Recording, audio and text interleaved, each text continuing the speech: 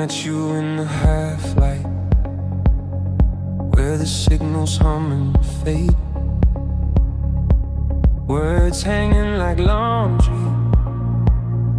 on a wire we never made. Your eyes were doing circles like a compass without north. I was counting all the seconds I've been walking back and forth. The clock was missing numbers, the street forgot its name. Every thought I carried felt borrowed, bent and strange. You spoke in quiet riddles, like rain against the glass. And I felt something loosen that I didn't know I had. So tune your heart a little closer to mine. Let the static fall behind. We don't need a perfect line, just a frequency that holds through time. I've been trading paper promises at corners of the day, watching shadows sell their story, then quietly walk away. But you stood like a question that refused to disappear, like a song I didn't know, but somehow always hear. Your laugh moves slow and sideways, like smoke across a room. I followed it instinctively, like moths follow the moon. Every step between us shortened, though we didn't move at all, like gravity remembered why it had to fall. So tune your heart a little closer to mine. Let the static fall behind. We don't need a perfect sign, just a signal that survives the night. If love's a map with half the roads erased, we'll read it by the scars we trace. No fireworks, no closing door, just echoes learning what they're for.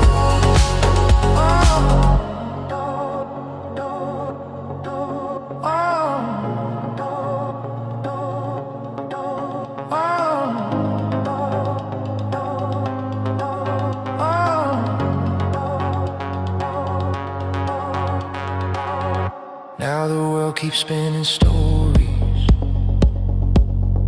it insists are true, but I hear a softer rhythm every time I look at you, like something ancient waking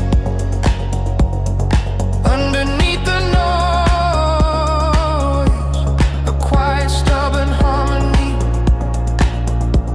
that never begs for choice. So tune your heart a little closer to mine. Let the static fall behind. In the spaces between the lines is a connection learning how to shine. No names carved in stone tonight, just two voices finding light, holding on. Not too tired, listen until it feels right. Oh, oh, oh, oh, oh,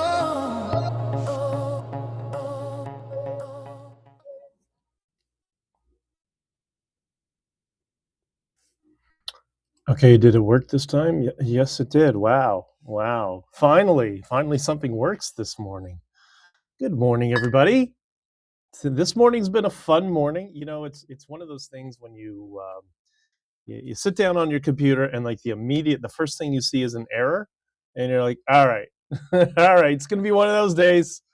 And sure enough, it's been one of those days, issue after issue. But you know what the good thing is? We're all adaptable. We can all kind of figure out the curves that life throws at us in real time. And I think that's kind of the positive frame we all need to maintain, is just not get bogged down with reactionary frustration and emotional thinking, and just, all right, well, we'll figure out a set of problems to solve today. And the important thing is we are here. We are here together. I hope you all have your cup of coffee or tea, whatever in hand, so we can come together and we can enjoy the best Saturday morning of your life. And how do we come together? We come together around Canada's now, and we're going to distribute this around the world, by the way. Because Canada's a world power, right?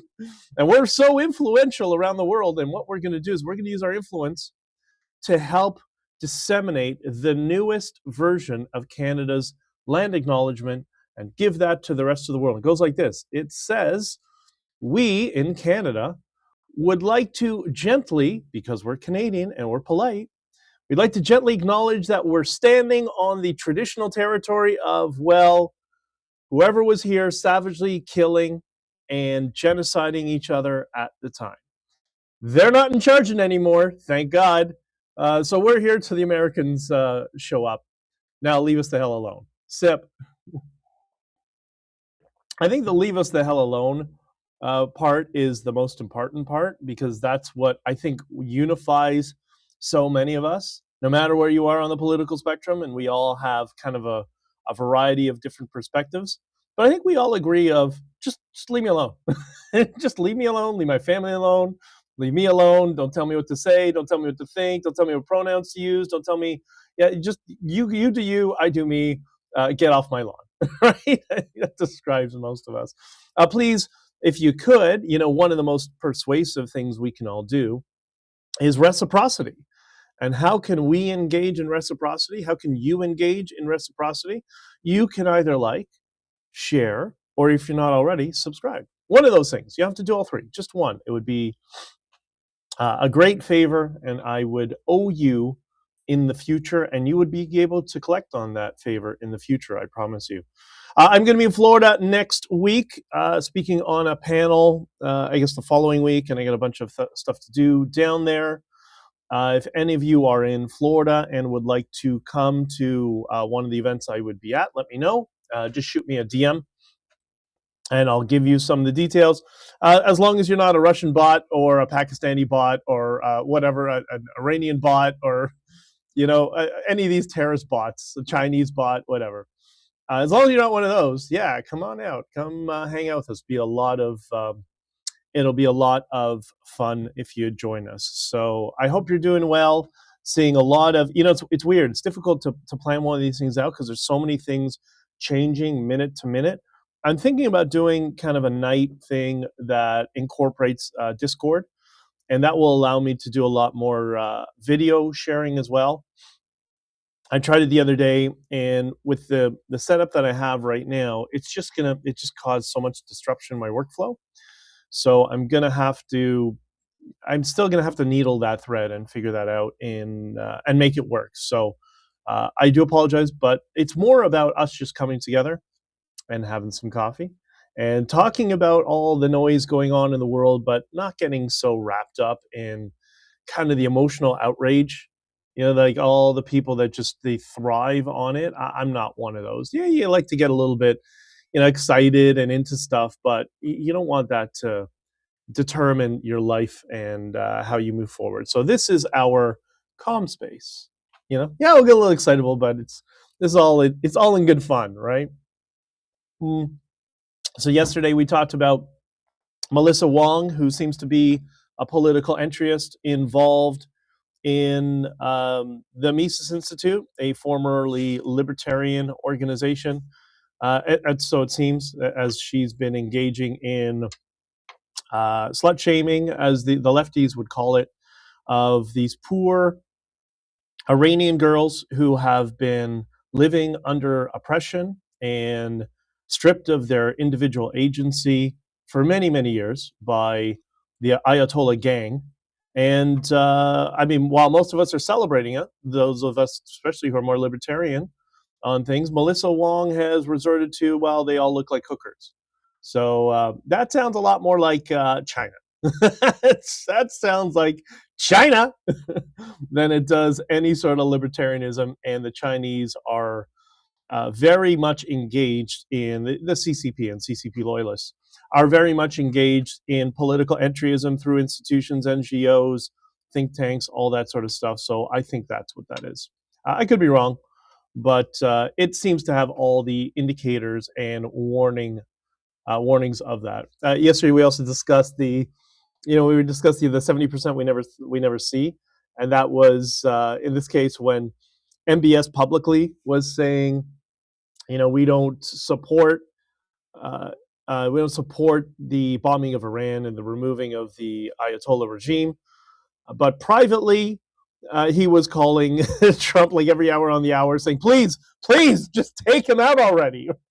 Right? And like many of us were. That is, by the way, that's 99% of politics. That's why people are always, we say they talk out of both sides of their mouths. Politicians do. They're just kind of leveraging a position because there's always negotiations and planning going on behind the scenes, and that's just kind of the nature of what politics is, at least from my experience. Your experience may differ. Your mileage may differ, but that's kind of what I've seen. Over on BlueSky, I'm a big fan of the 5 people on BlueSky who are completely crazy. BlueSky is the Soviet Twitter, sometimes called BlueSky, but it's really BlueSky. And I think the Iranian success, or at least the American-Israeli success in Iran, I think it's all but killed BlueSky, because some of these maniacs and these bots go on to BlueSky and try to tell people why it's a good thing if you're a pro-feminist, anti-misogynist sort of lefty type of person, that it's good for you, it's bad for us that the Iranian mullahs that were jailing, stoning, and torturing women, that they should be kept in power. I think that perspective has destroyed BlueSky, and it seems to be the only people right now posting are Luke Skywalker and Aaron Rupar, who's we know is famous for just deceptively editing videos. That's his job for the leftist think tanks. And that's it. There's still nothing really going on there. Even the kind of the tech, which is something I go on there for. So I think I'm going to start exploring more in detail Reddit and report back to you, because Reddit also has become a dumpster fire over the past number of years. But there's some interesting stuff going on there. So in AI news, and this is for people who love AI and for people who are afraid of AI. And by the way, good morning, Maureen. Good morning, Risa. I didn't realize you live in BC. Well, we'll talk about that a little bit later. So in AI, there's a couple of things that there's an AI conference. So there's a lot of news that's been coming out in the space for the past couple of days.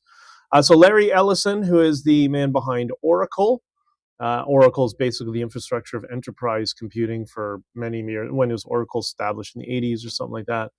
He's like the Bill Gates you don't hear about because it's not retail software so much. But anyways, he was doing a fireside chat, and he talked about some of the struggles that the AI companies have. And what he essentially said, I mean, we'll simplify it into a few lines here. But the overall thesis of what his comments were AI companies all have the same problem. So referring to, I guess, Gemini and OpenAI and XAI Grok and whatever. He said this is his opinion. He infers that their models are worthless, not the technology, the talent, or the billions spent training them, but the data that they were trained on. And what he's referring to is what's called the scrubbing data. And that's the database that the AI uses for information. Some of you, I'm sure, have experienced this and complained about it. You know, when you see people say, "Oh, OpenAI is woke," or Grok is woke, I've heard that too. It's just because the certain data that they're scrubbing for that particular query has included some woke posts. This is why, you know, Reddit is one of the biggest websites on the internet.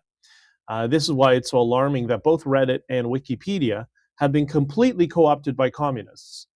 And Reddit in particular, maybe 6 or 7 years ago, is when it fell off a cliff. When all these mods, they're all like Antifa hardcore communists. Not all of them, obviously, but many of them. It's funny, and they're so engaged in a public company. I guess they're. What happened to capitalism is bad. But anyways, so what they do is they gatekeep both Wikipedia and Reddit, and that then skews the scrubbing data that these AI models are using. And that's the long-winded version of what I just said, what Larry Ellison is trying to address, right? And what he argues is that the slop on the internet is what's ruining these models. What do you think? Has that been your experience? I mean, I think that's partially correct. I think this is the skill set that you can develop around prompting. And what we often do is we'll ask an AI model a question or a query. And my top tip is always give it a boundary and tell it what not to do. Tell it what you want it to do, but also tell it what not to do or what sources not to use. So here's my query and my question mark, and my question that I want you to address, or a thesis I want you to kind of work through some idea. And this is the list of sources I want you to ignore and not use in your scraping data.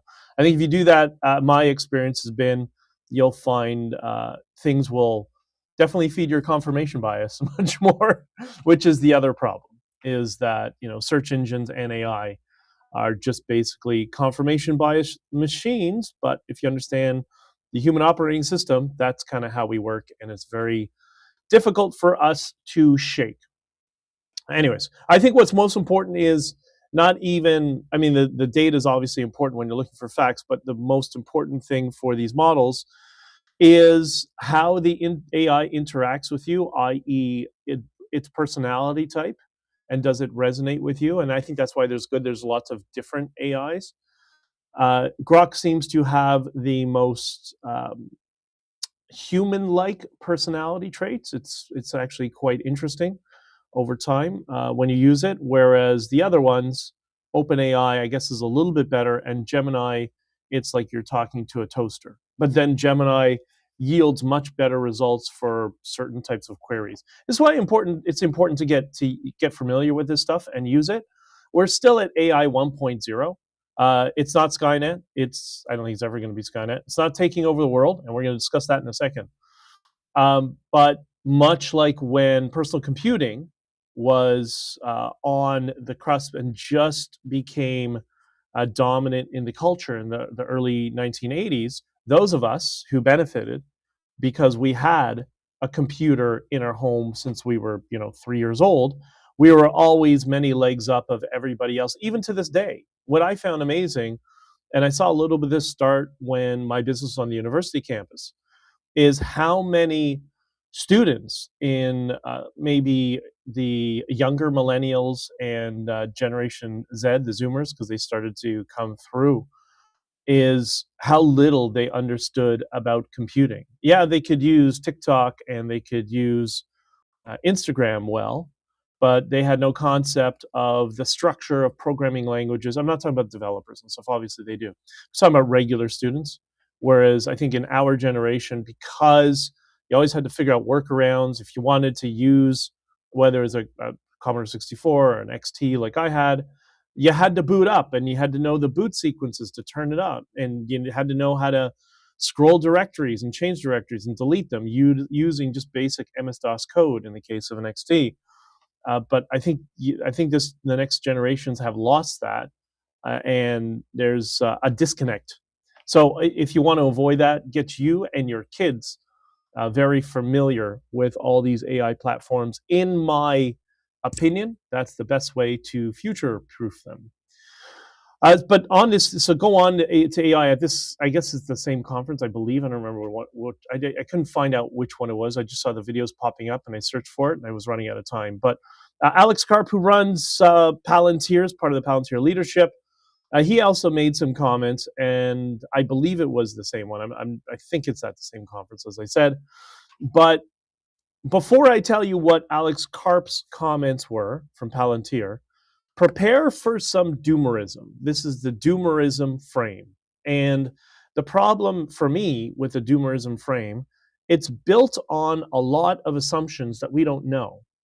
And I do find that a lot of the doomerism stuff is built on really negative assumptions that have not been proven.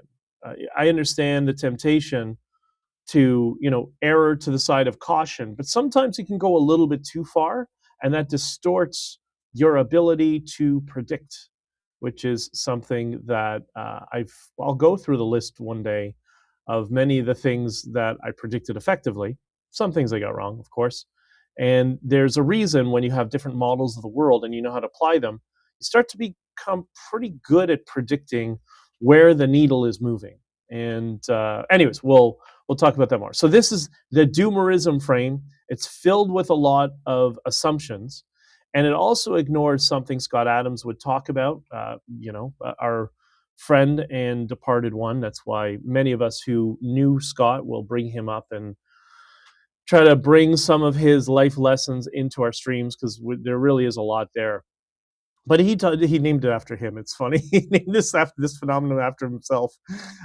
He calls it the Adams law of slow-moving disasters, and that when humans collectively, not that we're collective, but as a government, as a society, whatever, sees very serious impending doom coming in the future, that we have a great ability to solve those problems. And I'm thinking, think of things like nuclear holocaust, right? Nuclear war. Well, we haven't really had one, have we? And I'm not sure we ever will, to be honest. Hopefully. I don't think we will. In the 80s, the ozone layer, which the ozone layer apparently has gotten much smaller. The climate change hysteria, which everybody knows, there's a lot of really funny data with that. And despite all of Al Gore's predictions that Miami would be underwater by 2014, I don't know, it seems a little bit late. And the polar ice caps have apparently increased in size. You hear all sorts of opinions. One side says they're smaller, one side says they're bigger. Regardless, there's still a hell lot of ice in the Arctic, isn't there, right?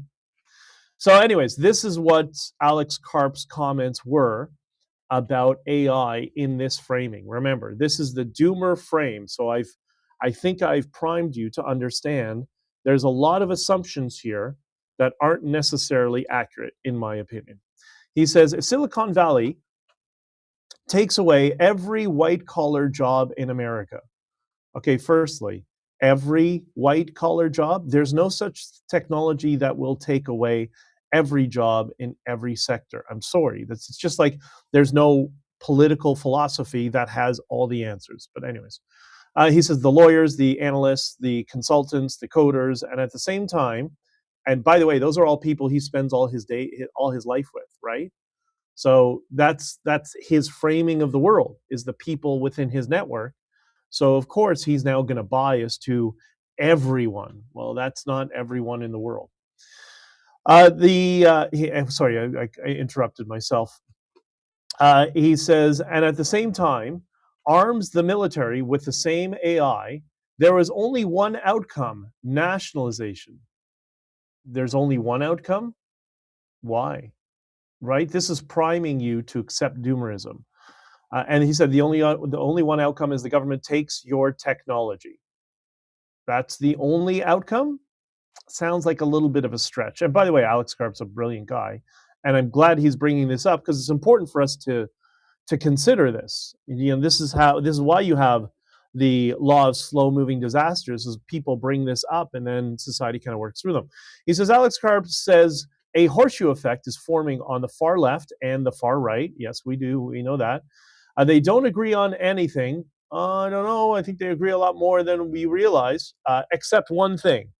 Tech is not paying the bills, and the industry should be seized.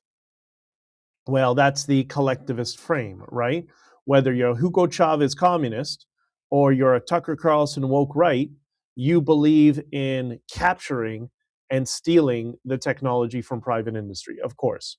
So he says, look at what just happened. The Pentagon told Anthropic, let us use your AI for anything we want, no restrictions. Anthropic said no. Well, we don't know that that's what happened. I explained that yesterday. Was the restrictions that the Pentagon wanted released was the fact that maybe they wanted an AI that wasn't woke, that they could talk about the Middle East as they are hunting mullahs. And I don't imagine Anthropic is programmed by default to allow you to game out strategies to hunt mullahs. That's what I think might be happening, but I could be wrong, right? The government designated them being Anthropic, a national security threat. Trump ordered every federal agency to stop using their AI. The Defense Product Act, a Korean War era law on the table. Hours later, OpenEye signed a deal with the Pentagon. You know what he just slipped in there? Did you see that? He just primed you to accept his premise. A Korean War era law. What's the relevance of that? It's like that meme that I posted with Tom Homan when somebody said, Trump is trying to use an old law to enforce borders. And he said, old law, Constitution's over a couple hundred years old. We still pay attention to that, don't we? Right? So this is a fallacy that he's put in there. But he's using it to try to persuade you. Again, it's not a criticism of Alex Karp. It's important he brings this up. I'm just trying to show you the strategies that he's using to persuade you into the doomer frame, which I don't believe is where we're at. He said the message to every AI company in America, fall in line or you get replaced. Is that the message to every AI company in America? Are some of the ones that draw images, or what was the other one that Scott used to use? The one that's tried to be like a social friend to you. I don't think that's what. I don't think they would fall into this category as well. But anyways, he says, now combine that with this. Anthropic's own CEO says AI could wipe out 50% of entry-level white-collar jobs. Yeah, there's a whole lot of assumptions there. A whole lot of things have to happen to make that happen. And we see AI is being integrated into businesses and struggles to be effective. It'll be more effective over time, but I don't think it's going to be here quickly. It's one of those, we overestimate change in the short term and underestimate change in the long term, right? Unemployment could hit 20%. Where do you get 20%? Well, it sounds reasonable. It sounds like it could be achievable, but it's still a very scary number. That's why he chose 20%. And probably subconsciously, right? Because we do know how to persuade people subconsciously, especially when you're in a business, in a scenario where you're running a business and you have to know how to sell to people. You have to know those sort of little tweaks and triggers that works. Unemployment could hit 20%. No factory workers or truck drivers, but the people with degrees. So he said, sorry, not factory workers. Not talking about blue collar, he's talking about white collar people. 71% of Americans already say they're worried AI will permanently take their jobs. Steve Bannon, credible source, says, we'll talk about him a little bit later, says AI job loss will be the issue of the 2028 election. So he's trying to prime you for that, to will that into existence. I don't think it will. It might be. And Karp, the man who builds this technology for the military, is telling his own industry, if you don't make AI work for regular people, the state will take everything you've built. The political bomb is already ticking. What do you think? Do you think there's a lot of presuppositions in there? Do you think maybe that's a little bit? I don't know, man. I understand the concern. I get it, but there's a lot of inferences there of things that aren't necessarily true. I bias to in this case with AI, Scott Adams' law of slow-moving disasters. That I think we're going to figure this out. Scott used to say AI is going to be banned I don't know that it's going to be banned. I'm worried that it's going to be overly regulated. And that's perhaps why companies like Anthropic and OpenAI have models that are slightly woke because they're trying to avoid litigation. Is my case. That's what I think is happening, right? But anyways, so you also notice in this he ignores, at least in this segment, he's not addressing all the amazing advancements at AI, and I'm sure he has in many cases. I'm not going to be uncharitable.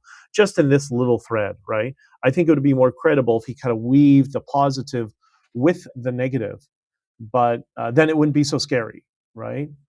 And I think also we live in this increasingly hyper impatient and modern world where we have very little attention span. If new technology comes out and it doesn't cure cancer immediately, it sucks.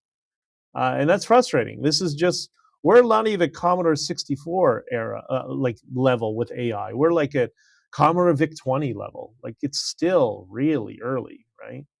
And I think this is the world of it cure cancer or it sucks. That's not reality. That's not the real world. And people often lose sight of that, in my opinion. It's an evolutionary process of discovery.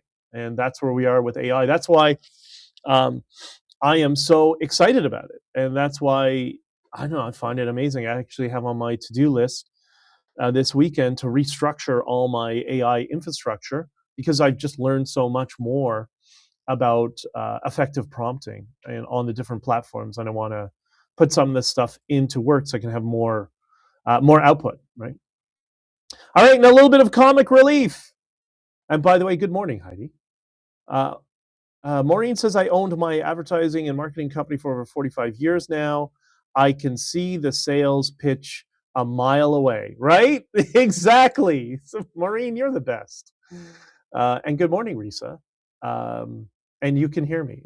It's great. And good morning, Beth. Happy Saturday to you too. I know Beth can't be here on Friday. She's at work. But I hope everything is excellent with you. And by the way, Beth, I can't see any of the memes on the current structure on locals, but I will figure it out. And what the hell happened here? Oh, okay. I think I can see, if I can scrub this along, I can see Twitter comments because those don't. Oh, hold on.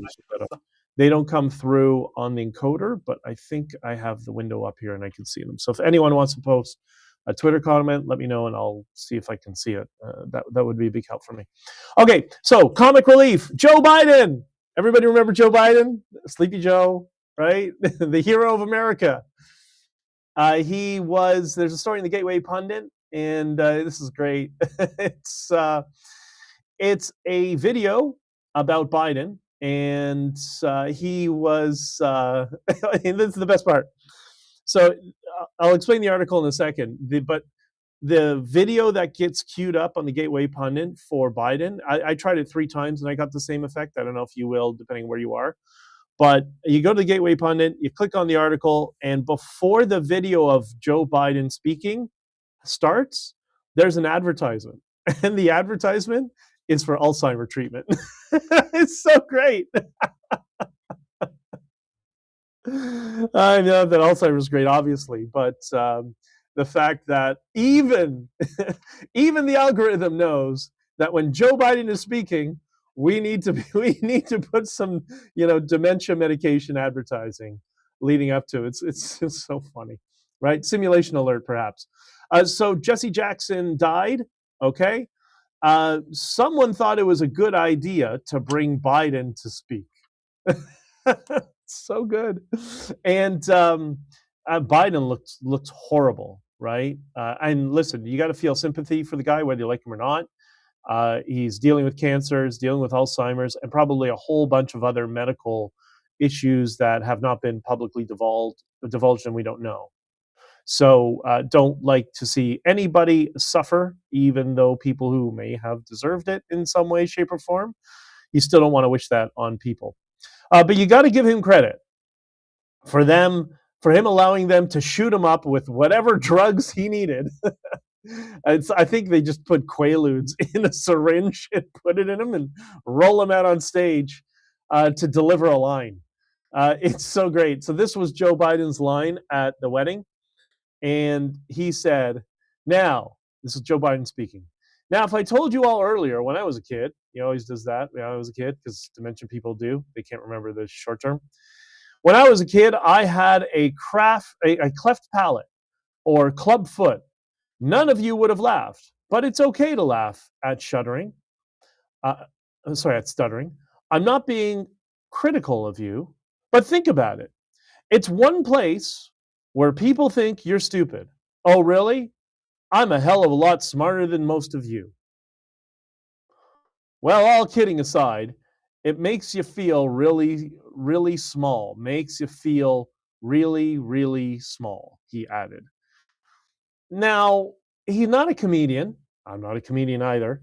But when you watch the video, was that comedy or was that the actual him breaking through that he's got a very, very strong ego, like many people who are in politics, breaking through that they'll veil it as a line, oh, I'm just joking, but I don't think he was joking. And I think because of his illness, it's becoming more and more difficult for him to hide his personality. I just thought it was very, I don't know, off color. Yeah, some people laughed and they took it as a joke. I mean, how else are you going to do? You got this dementia guy who was president. He's on stage. Like, what are you going to do, right? Anyways, I don't like Biden politically at all, but I do feel bad. It does seem like this is bordering on elder abuse, but at the same time, maybe this is what gives him the will to keep on living. As you know, that happens to a lot of older people. They just lose the will to go on, and it's very sad. So I don't know, I'm of two minds about it. I know what you think, but let me know what you think in the comments. News about Iran. So apparently what's left of the mullah regime, this feuding regime, is lobbying whatever they can, drones, rockets, whatever, in every direction. It's just Wile E. Coyote all over the place. And a drone landed at the Dubai airport. It looks like it landed adjacent to the terminal. I could be wrong, but we've only seen, at the point of starting this, we've only seen one video of it. It looks like it hit the area where the planes are on the tarmac next to the terminal at the far end. So hopefully it didn't cause any damage, or it doesn't look like, but you never know from that far of a distance. And it leads to one aspect of Islamic terrorism that so few people ever talk about, and it's frustrating. I've asked people to kind of, if they can cover it and focus on this, but they never do. And I just don't have the time and resources to do it on my own. I have so much other stuff to do. But it's this question. It's what is the economic cost for all this, jihad terrorism all over the world, right? What is the effect on the economy, the negative consequences to the economy, and the ripple effect of it? Like what happens? Because I mean, right now, the Dubai airport is closed, which means all of these airlines and flights from all over the world, and I'm sure most of you know, Dubai is a major hub for several airlines that go to Southeast Asia and kind of connect Europe, Southeast Asia, and we might even say America to Southeast Asia as well. So now that airport is closed for this stupid little remote control drone, right? What is the economic impact of that just for the day alone to the world economy, right?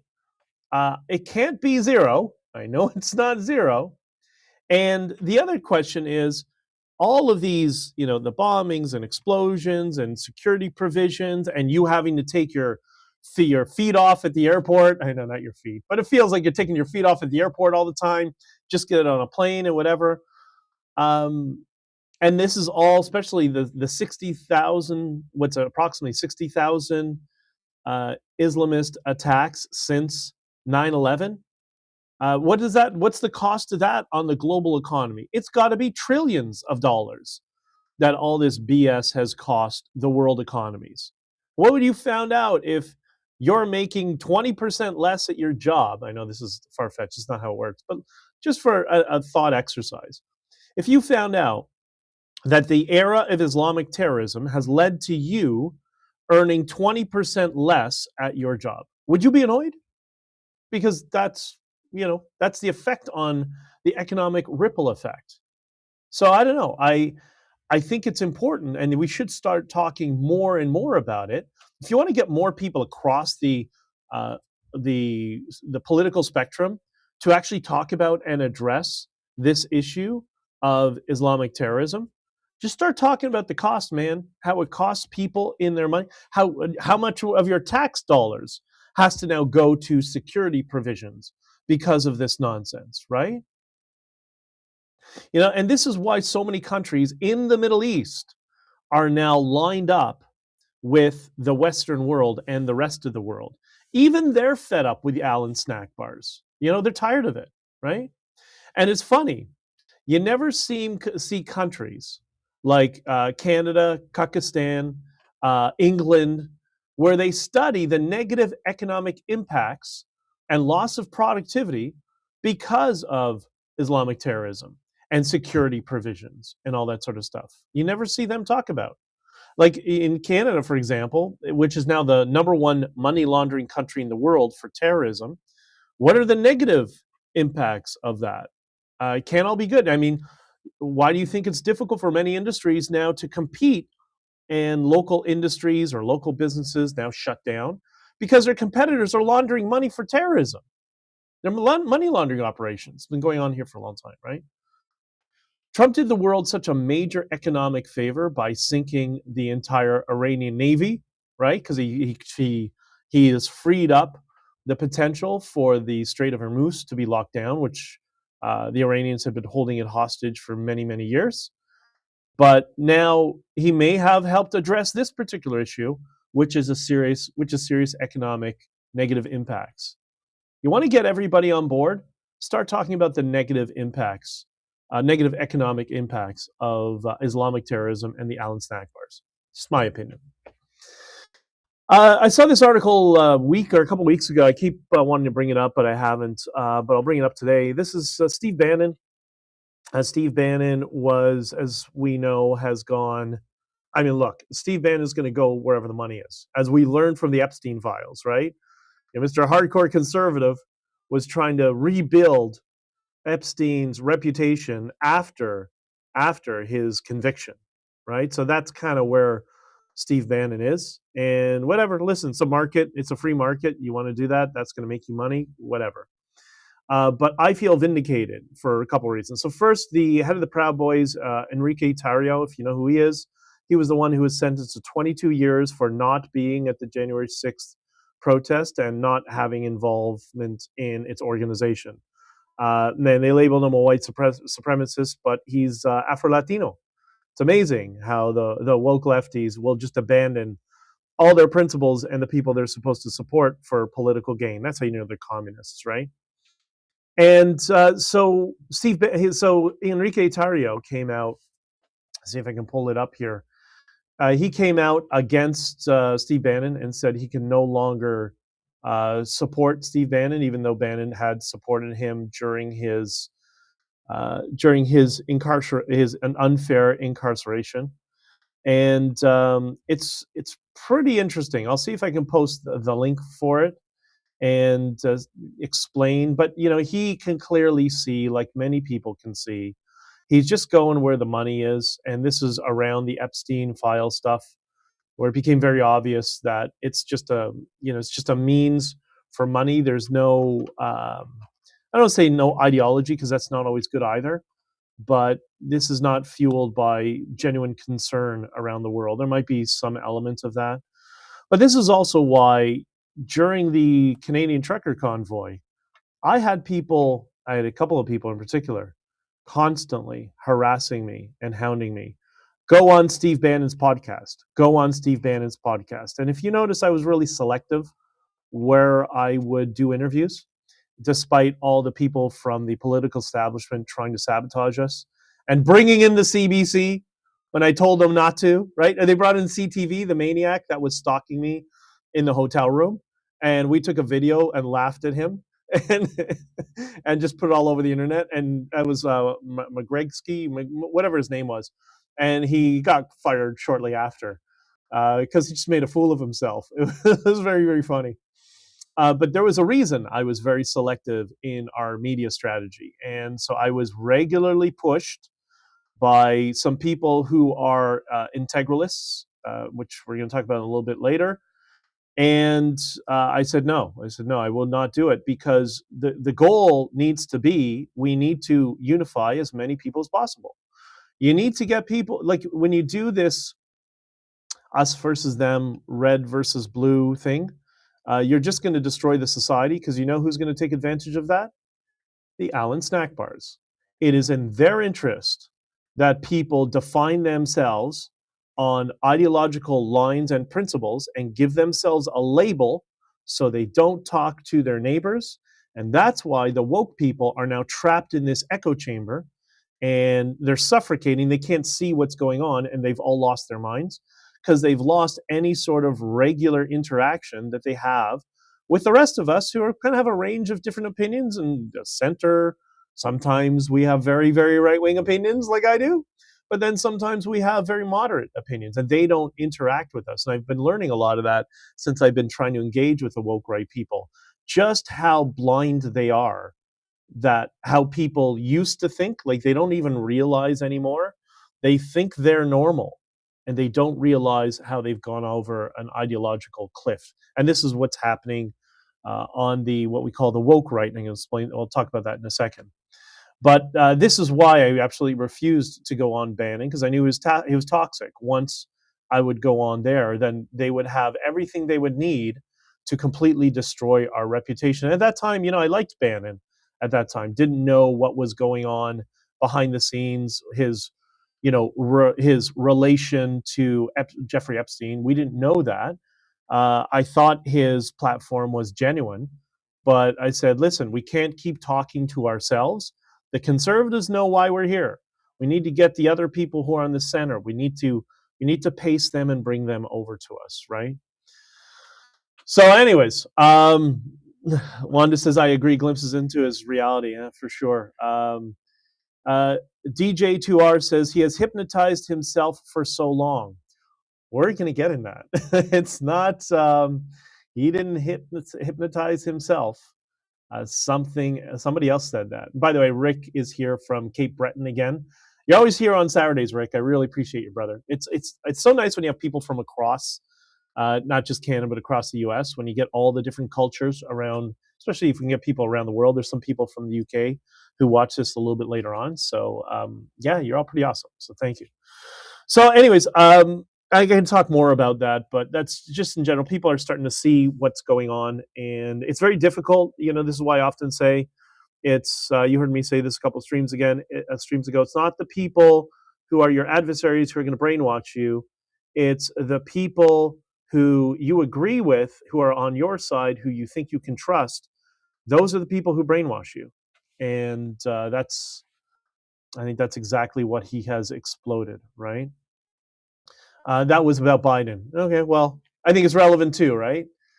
Anyways, okay, so this kind of pairs nicely into this quote I want to read for you, okay? And I want you to guess, and I'll have to read it a couple of times because a little bit of a delay, so you can all guess who said this. And aloha, Heidi. Aloha, you should be saying hola. Hola, ¿cómo estás? Anyways, this I want to read this quote, okay? It says, it's from an interview. It says, so we have our special Russian truth. You need to accept something that maybe isn't your truth. Think about that. I'll read it again. So we have our special Russian truth. You need to accept something that maybe isn't your truth. Sounds a little bit of my truth, your truth, postmodern, subjectivism, nonsense, ultra leftist. That's what all the wokies say. Oh, well, it's my lived experience. It's my truth. It's not your truth. What happened to the truth, right? The truth is kind of the centrist, objectivist framing of the world, that there are things that are verifiable truth. But here somebody is saying, So we have our special Russian truth. Oh, they're special. You need to accept something that maybe isn't your truth. That is 100% subjectivism. That is postmodernism. That is ultra left. Doesn't get more left than that. And Risa gets it right. That is, and I'm going to explain why this is all relevant, way more relevant than people realize. I'm glad people are now finally picking this up. That is Alexander Dugin. That's what Alexander Dugin said. There was an interview that was posted. Somebody posted today. The account was Evie. If I can find her ad symbol, I put it down here somewhere. You know what? I can't find it right now. But anyways, oh yeah, it's EVIKOKALARI. So clearly she's from the culture. She's got to be. If I can't pronounce, it's got to be Slavic or Russian in some way, shape, or form. But anyways.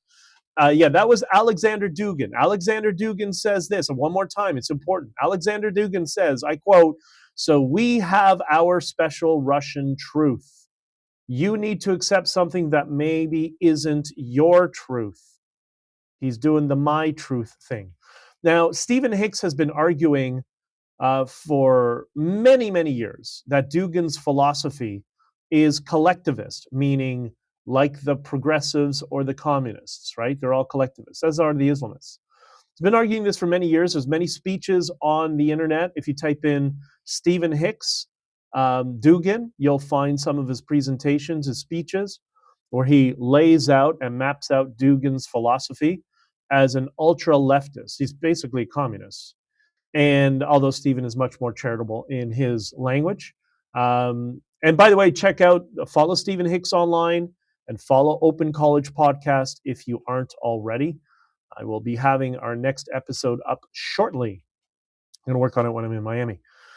So that was from this interview that Evie posted with Alexander Dugin. And he continues to argue relative truth, which is postmodern. He does that all the time. His philosophy is Antifa. He's the same as Antifa. That's what he is. He is Antifa with a Russian accent and a beard. But you hear his name in social media a lot. Why? Why is his name all over the place? You're going to see a lot of it. People have now, I think it's because myself and other people have been crying about this for some time or trying to draw attention to it. And it might have finally taken. I know Insurrection Barbie, if you follow her account, I think she noted I'd mentioned this to her 6 months ago, maybe, something like that. And I shared one of the interviews with one of the presentations of Stephen Hicks. And I'm sure other people have been sending her stuff as well. And she's done an excellent article that she released on X within the past couple of days. I kind of surmises a lot of this stuff, right? And but again, Stephen's been also doing this for well over a decade, right? But why do you hear his name all over social media? Why do you hear Alexander Dugin all over the place? Well, there's people like Tucker Carlson who have been amplifying him. I mean, Tucker's case, he fluffs him, to be entirely honest. As do most of the woke right activists, which I think over time I'm going to help you realize that they're leftists. And here's a perfect example. Mr. My Truth, My Russian Truth. That's not conservative. That's not individualism. That's not objectivism. That's not libertarianism. That is postmodernism. That is textbook postmodernism, right? The subjectivist view of the world. My opinions, which are completely fabricated and false, they're true because they're my truth, right? And he is one of the people who have really helped create the woke right through the veil of, oh, I'm a philosopher. And he's been celebrated all over Europe. You know, he did a debate with Henri Levy in France, who's another leftist. It's kind of lefty versus lefty, spy versus spy sort of thing. And he essentially has all the attributes of a communist, all of them, pretending to be Christian and conservative. And this is how he pulls the wool over people's eyes. I've seen this in real time with people when I try to warn them about somebody and they say to me, but he's a Christian. This is why collectivism is dangerous. because just because somebody attributes a label to themselves, doesn't mean it's accurate, doesn't mean it's like you, they're like you, and doesn't mean they're not very dangerous, right? So he has all the attributes of a communist, pretending, and he uses the veil of Christianity to hide his communism, right? And he did a post today, and it says this, okay? This is from Alexander Dugin's Twitter, and his Telegram is just all emotional persuasion, by the way. That's how he's getting all these younger people who are just still at the era of self-discovery. That's when it's easier. That's why the communists always target younger people. But this is Dugin's post on X. He says, I was born and raised up in the USSR by perfect Soviet parents. Remember that. I adhered to the religion, the tradition, and the spirit over matter against all this. So being born and raised up to the civilization of Epstein, as is the case of modern Americans, doesn't mean you should accept it. Can you see what's going on in there? Do you see how confusing the statement is? That's persuasion. That's a certain level. It's a certain tactic that's used in persuasion. Use confusing language, tie it to emotion and identity. And that's how you bring, especially younger people, which is who he's trying to target, right? Like, why are these younger people into this old geezer who looks like a drunk hobo, right? It's the persuasion aspect. And I posted, I kind of asked a question, but before, it's important to understand contextually, in Russia and to Russians around the world, Dugin is a joke. He's a slimier version of Noam Chomsky, and no one there takes him seriously, which is odd that in the West, through social media, he has people like Tucker Carlson fluffing him and Dave Smith fluffing him. It's all the same people. When you hear them talk, you can just, you're watching Dugin's Twitter thread come through. And it's not Tucker then Dugin, it's the other way around. So my response to this post, I'll read this post again. He says, I was born and raised up in USSR by perfect Soviet parents. And that's key, perfect Soviet parents. I adhered to the religion, the tradition, the spirit over matter against all this. So being born and raised up in the civilization of Epstein, as is the case in modern Americans, doesn't mean you should accept it. So my question around this was this. Remember, he said he has perfect Soviet parents, okay? Dugin was indeed born in the Soviet Union, where religion was not tolerated. His father was a communist GRU agent, and they are the people who attacked Christians. There is no universe in the world where a GRU agent's son had exposure to religion. Is this why most Russians dismiss Dugin as a scam artist? You can't have a perfect Soviet parent who is a communist GRU agent and then also go to church where religion wasn't tolerated. He's a scam artist. That's it. It's pretty simple. But he understands how to persuade people.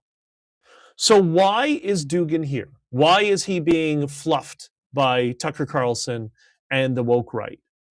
Firstly, because they've been brainwashed into becoming collectivist lefties, right? And the identity that he uses is some form of Christianity, which I don't understand because he's Greek Orthodox.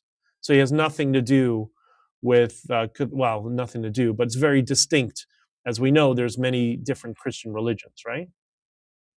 So why is he here? Well, it's simple. And a friend of mine, we were talking about this, and I like how he articulates it.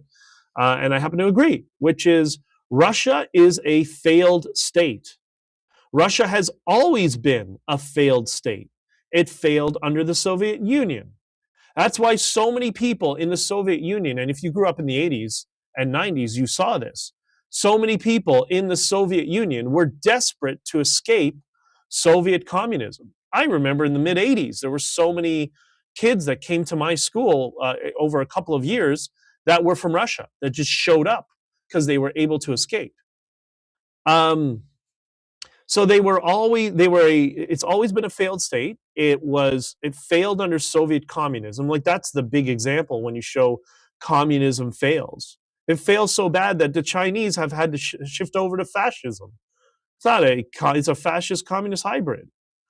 And now, where's the state of Russia now? So it was failed before the Soviet Union. It failed because of the Soviet Union. And now they have whatever the hell they have, some sort of communist, fascist, centralized mafia, criminal state hybrid, right? That's what it is. It's nothing more. And they couldn't even take Ukraine. They're so powerless, right? Modern Russia is a country that it's pathetic on all measures. That's why so many Russians want to come to the United States or get out or go to the Western world, right? So what is Dugin doing then? What Dugin is, he is with the backing of Russian intelligence. Remember, his father was a GRU agent, right? He's trying to reframe Russia and brainwash you into making it relevant. It has a broken nuclear program that used to threaten the world. I doubt it does anymore, right? It's getting into this monopsony relationship with China that we discussed yesterday. And they've always been one of the three a-holes on the world stage. Do you know that? I mean, in the United Nations, right? What are the three a-hole countries that always voted in the UN against common sense, freedom, and freedom at the UN? There's three countries that always did that. China, Russia, and France, right? Doesn't matter what it is, it's always the leftist idiots. Always, whenever they can go against freedom and common sense, it's always China, Russia, and France, right? So Dugin is trying to brainwash Westerners to think that this country, which has like, their personal GDP is something like 1/6 of failing Canada. Like, it's horrible. It's horrible on all measures, right? Similar natural resource structures, Canada, but 1/6 of the personal GDP. If I'm close with my numbers, it is not relevant.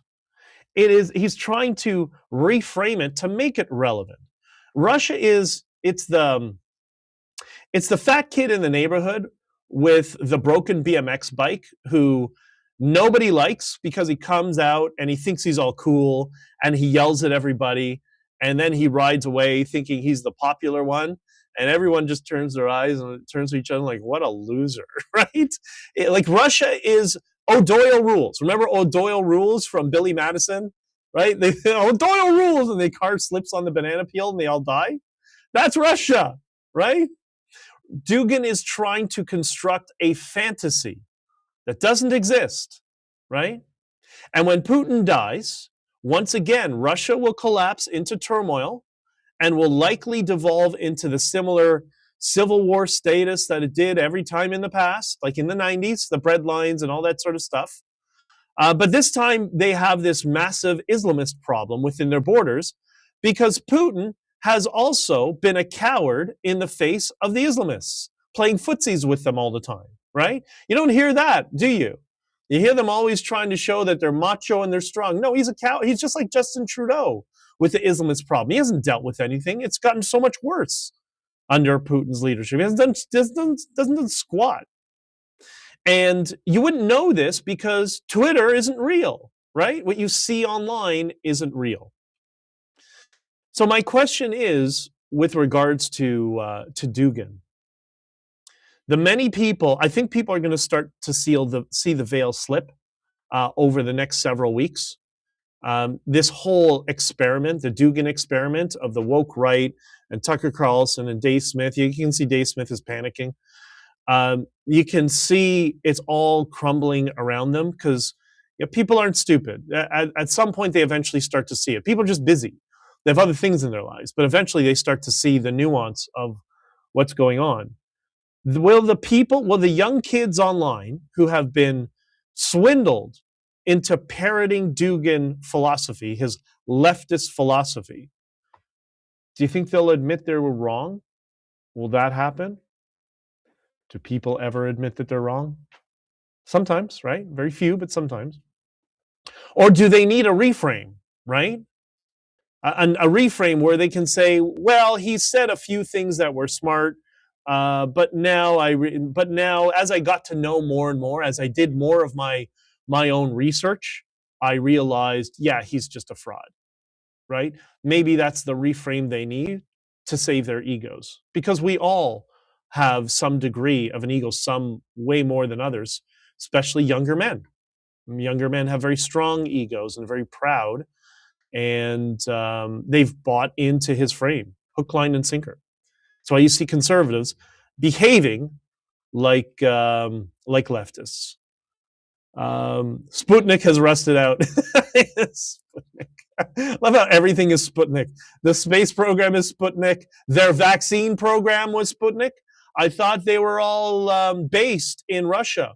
Why did they have their vaccine program? Right? Every country did the same thing. Right?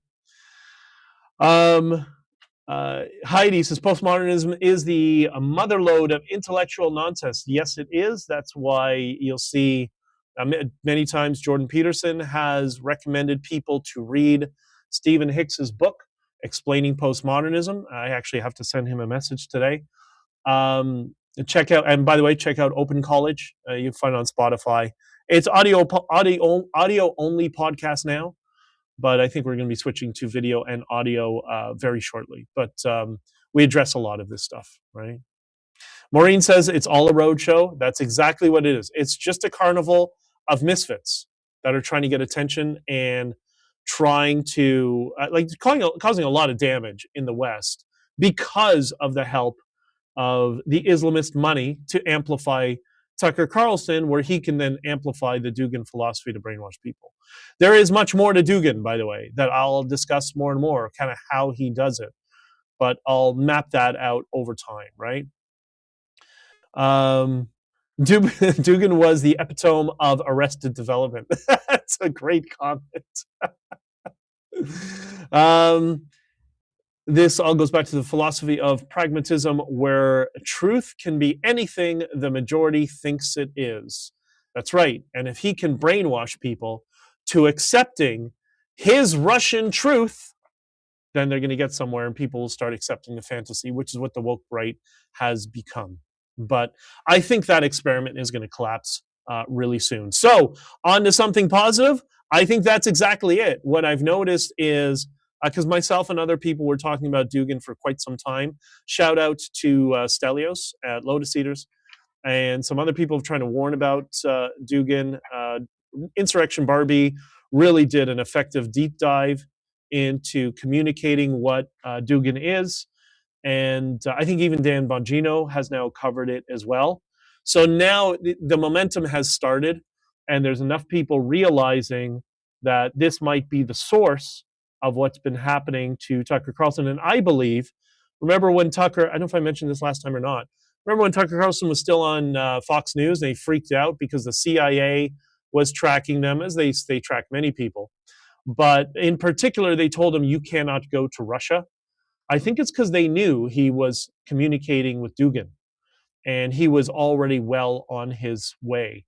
Maybe that's why he got fired from Fox News. Maybe that's the actual reason. I don't know. Could be, it fits. So the good news is, firstly, it's not minus a million degrees today. For those of you who are in Florida, I'm going to see you at the end of the week, and we'll be able to break bread and hang out and have some fun and chill and enjoy the sun a little bit. And this woke right experiment, it's going to take some time to put it out of its misery. You know, it's like spraying cockroaches, right? You spray it one time and you think it's dead, and then it picks up, starts walking around again, and you've got to spray it again. Something you have an experience with when you live in the tropics. But yeah, it's gonna have to repeatedly be hit upon. And by the way, there are other Duginists out there, and I'll talk more about them in the near future. Younger people who have captured the Dugin brain cancer and are now regurgitating it as well, and they're doing a circuit. So we'll start talking about some of those people and exposing their failed philosophy, and that they're just regurgitating Dugin philosophy, right? Okay, I'm going to run now. I've gone over a little bit of my time. I'm trying to keep it within an hour. I'll let you know when I start trying to do the other thing with Discord. Maybe I'll be testing it in Florida or not. I'm not sure. But please, if you believe in reciprocity, like, share, or subscribe. And Maureen, absolutely no, absolutely not, nor would I ever. There's a whole lot of problems there with that person. I just would not go near him. Anything you're watching coming from him is not truth. It's just persuasion in the opposite direction. All right, I got to run. I love you all, and I'm going to shut down now, and we'll talk to you all soon. Maureen, thank you. You're the best, and we'll talk to you all soon. All right, bye-bye.